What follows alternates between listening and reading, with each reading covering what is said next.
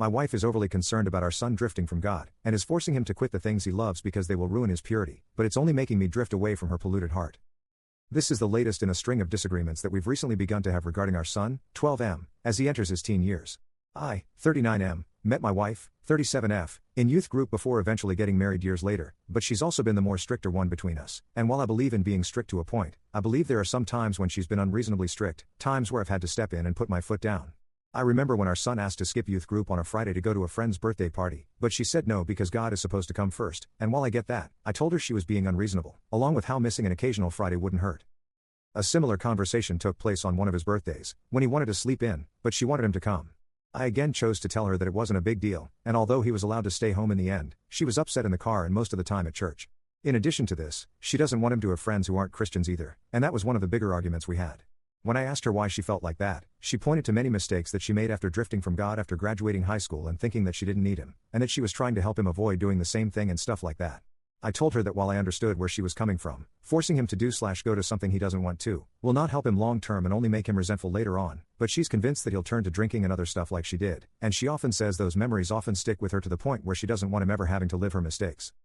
The reason I'm writing this is because of our latest argument. She wants him to quit gymnastics because she thinks that being around a bunch of girls in tights is unhealthy, along with how God wants us to shield our eyes from things that could distract us from him. She also says the sport provides a lot of easy opportunities for him to become lustful in an environment that seems completely normal, and I already knew that trying to talk her out of this one would be almost pointless, but I tried nonetheless. I told her that while she can think whatever she wants, it doesn't mean that others will think the same way. I also told her that there's nothing immoral about doing gymnastics, and especially since he's passionate about it, but she said she didn't want him around an environment that often harbored girls of different ages, and that the last thing she wanted was for him to start looking at younger girls. This is where I snapped and told her that while I supported her desire to talk to him about purity, that she is wrong for putting her religious bias in everything and assuming the worst for our son. I also told her that she is wrong for assuming our son would think like that, along with how she's wrong for viewing gymnastics in that light. She then told me that she'll no longer drive him or allow him to go at the end of his current class, and I told her that she's wrong and constantly over the top about everything, along with how she's presenting a demented example of Christianity to him. I then went to bed, since I had work in the morning, and the conversation took place right when I was heading to bed, but she said wanted to talk to me first.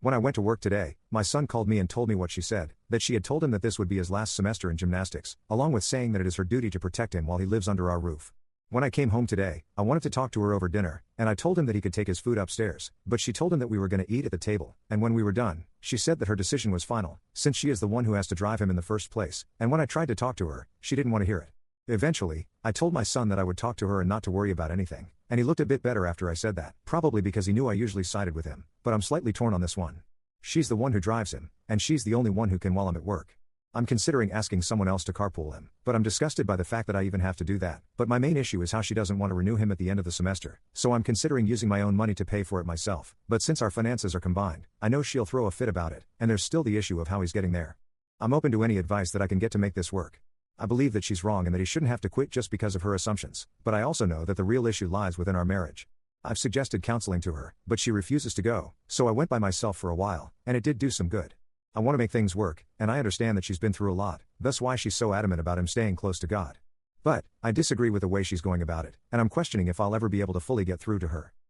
Update 1. It's been a couple of days since my original post, so I'll get right into it.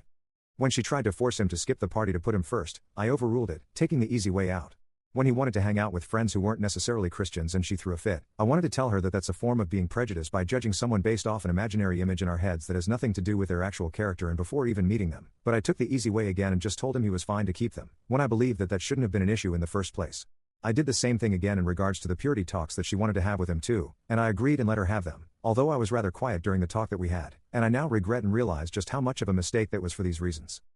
Being completely honest, this whole situation that has been brewing for years has made me grow tired of her religious nonsense and somewhat religion as a whole, since it can sometimes become a scapegoat for petty beliefs that people want to promote under the guise of something like that, and I think it's very manipulative. For years, I did nothing because the thought of separation and the opinions that would follow from our church and parents and friends would be overwhelming, considering how some really consider it taboo to get divorced even if it's none of their business. But, to be honest, I don't really care anymore. I've been growing more numb to religion over the past few years because of her, and after hearing her suggest that our son would look at girls in the very same environment that he's grown up around for years in a lustful way. Just doesn't sit well with me, and that's putting it nicely. She's sexualizing a sport and suggested that our son could become a predator if he stayed, and that has resonated more than anything else she's ever done, along with making me wonder if she doesn't have that kind of mindset herself already. So, what did I do? Before doing anything, I decided to talk to her one-on-one about the matter. I asked if she had anything against gymnastics personally, and I told her that trying to make him quit would only make him hate us. She replied something along the lines of how the world has a habit of making everything that isn't inappropriate, and that the gymnastics environment promotes girls in clothing that can be easily looked at wrongfully, then going on to say stuff about how God wants us to have clean eyes and stuff like that. When I suggested that perhaps she was projecting her personal problems on her, which I debated if it'd be too harsh to say, but chose to anyway, she just said no and didn't want to talk about it. I eventually asked if she'd be willing to go to counseling with me, a professional counselor who we'd find within the area. She said no, and then I offered talking to someone inside the church second, but she became defensive and said that I was trying to embarrass her in front of her friends, to which I told her wasn't true, but that she wasn't cooperating when a marriage is supposed to be about working things out. She then proceeded to get upset and say that I'm wrong for allowing our son to stay in an environment where he'll grow older as younger girls keep coming in, and that it says a lot about what I'm comfortable about looking at, by allowing him to do so, and I was done after that, since I felt she was accusing me of being unfaithful simply because I don't think he should quit gymnastics. Sure, I could talk to other parents and try to arrange a carpool, and I could drive him myself if I could get off early enough from work on some days too, but I can't control what she does at the home when I'm not there, since she already talked to him behind my back on numerous occasions while I'm at work, trying to explain why she wants him to quit and whatnot, and if she doesn't want to talk or cooperate with me, then what more can I do? I talked to my son, told him that we'd be going up to my parents for the weekend and potentially a bit longer, and I was direct in telling him why. I told him again that I'm on his side and that she is sexualizing a sport and minors in a way that is very inappropriate, and that the last thing we need is to deal with that as he goes into his teen years. I also apologized for enabling her for so many years while being afraid of the idea of separation, and while I heavily debated whether or not I should be this direct about explaining everything at his age. I did because I didn't want him to feel that I kept things from him as he grew older and throughout this situation, and I also told him how it was making me stressed at work and unable to focus on my job, which allowed him to open up and tell me that he feels guilty about wanting to go, which I told him was wrong and that he has nothing to feel guilty about. But, the fact that she made him even have these doubts, is something that didn't need to exist in the first place, and my parents are helping me look into a lawyer and other ways to comfort him.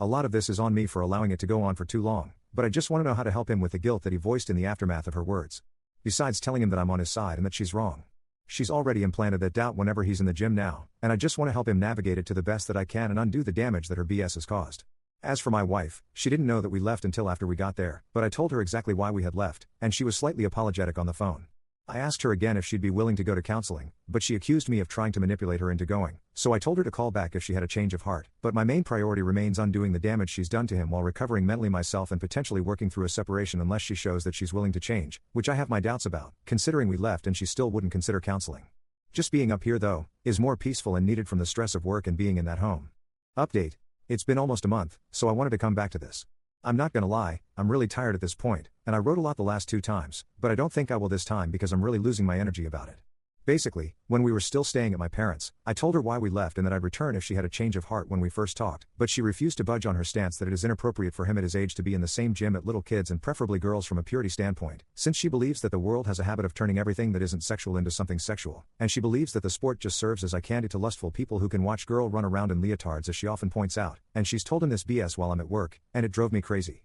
I couldn't focus when in the back of my mind, she's at home telling him stuff that I'll have to undo later, and I've stated in my update that a lot of her behavior is on me for being lax over the years, but I'm trying to do better, but it's been really stressful and it still is almost a month later. When we were at my parents', we stayed there for a little while, but she began to tell her parents and mutual friends false things about me, to the point where her parents and some of them began to call me or message me on her behalf and call me a bad husband along with other things, and apparently she told them that I kidnapped our son, along with other things about how I'm this horrible person because of her lies, not to mention something about me putting my hands on her once too, which I swear never happened once in our life or even when we were talking going to counseling. My parents told me that she was trying to guilt me into returning under her terms and that I should continue to stay with them because she has truly gone off the rails, and we've been here ever since, but I've taken a leave from work because my mind hasn't been in a good place for over a month, and that's from everything that happened at our house and the new lies and the stress my son feels and finding a lawyer and researching other legal things with my parents, and it's taken a lot of time out of my parents' lives too, but they've been amazing and I want to thank them when it's all over and even before then. From talking to the police and organizing documentation for them and my lawyer, I'm tired right now, and my parents are too, but we're still trying to figure it out and know that this will probably be a long process, and I don't care how much it costs to debunk her lies and get us both into therapy. My son, however, does not want to go, and I told him alongside my parents that he could go with me or alone only if he wanted to and that we weren't forcing him, but he said he didn't want to at the time, so we've left it for a bit instead of forcing the issue, and I've begun talking to one in my spare time online as well, and my parents are helping me pay for it a little. However, my son doesn't want to do gymnastics anymore, and he's still hard on himself for everything that's transpired despite the many times me and my parents have tried to assure him that nothing is his fault. All of it is mine for letting her go down this slippery slope for so long, but he's had no desire to do it and has voiced guilt about being around girls and making them uncomfortable without even knowing he was. But I told him that that was his mom putting that in his head and that it isn't true, but I regret going along with her desire to teach purity and keeping us in a church that ostracizes people for having an abortion, like one girl I mentioned in my second update, the same church that she has spread her lies to about me, and I have no intention of ever returning there again. In regards to his schooling, that's another mess at the moment. He hasn't been in class because she went to them too, and my lawyer thinks it's best to hold off on that for the moment for his well-being with others and the fact that she could show up there herself, but he wants him to go back sooner rather than later, and I do too, and I'm trying to see if there's a way that he can do most of his work online or something, but I'm still working on that at the moment. But most importantly, I'm trying to help encourage him to speak to someone for how he feels that's far beyond how I'm able to help him from a professional standpoint, and standing by him until he decides to do anything else. From a mental standpoint, he feels guilty, like I said, not just for what happened with mom, but about the things she said to him about him lusting after girls without him knowing it at gymnastics, stuff that I don't want him developing a complex about over her nonsense. But my other main priority is getting a divorce after this last straw. I can't take it anymore, and I don't know how much longer this will continue. Probably a while, but he's tired of gymnastics and not in a good state right now, and my parents think it's best to probably have him go to see someone sooner rather than later, which is why I'm probably going to make him go at some point, although I don't know the best way to do that without coming off as forceful in a way that he'll resent. And if anyone has any advice on how to make him go in a way that doesn't make him upset or resentful or unwilling to potentially help us with some of the legal stuff she might have said to him, although I know that that is not my first priority, I'd really appreciate that, as it hasn't been easy on him, and I just want it to be over. But I'm aware that this is the consequence of letting her get away with small things over the years that boiled into this. But if we can come out all right, then maybe we can both somehow be stronger at the end of it.